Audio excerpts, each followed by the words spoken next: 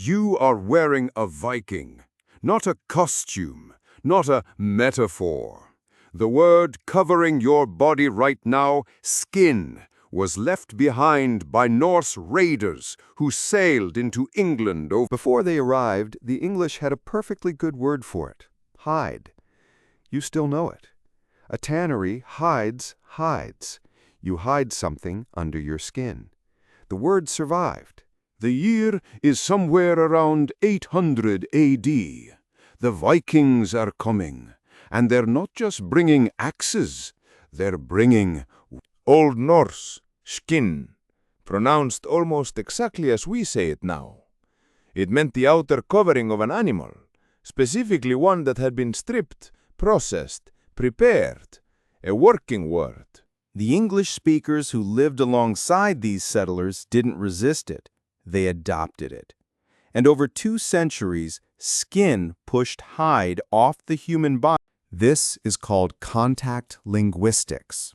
When 2 languages live side by side, they negotiate. The weaker party doesn't always lose. Sometimes the foreign word wins, simply because it fills a gap, because the people speaking it were traders and neighbors and eventually family. The Vikings didn't conquer English, they go deeper. Before Old Norse, before the Viking Age, the root skinn traces back through Proto-Germanic, the ancestor language of English, German, Dutch, the Scandinavian tongues. All of them had some version of this root. All of them understood. From Skenþ to peel to flay to strip.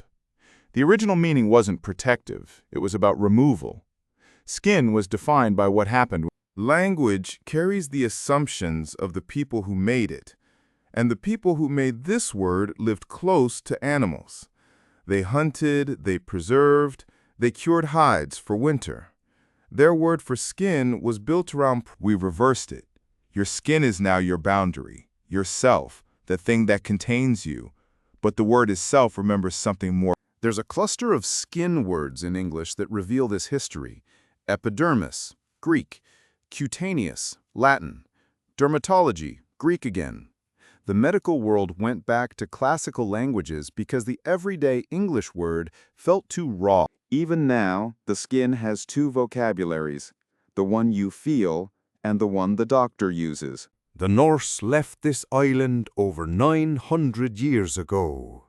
But every morning when you look in a mirror, you're looking at their word, skin. Stripped from Old Norse, layered over the Old English. Still, every word, a buried civilization.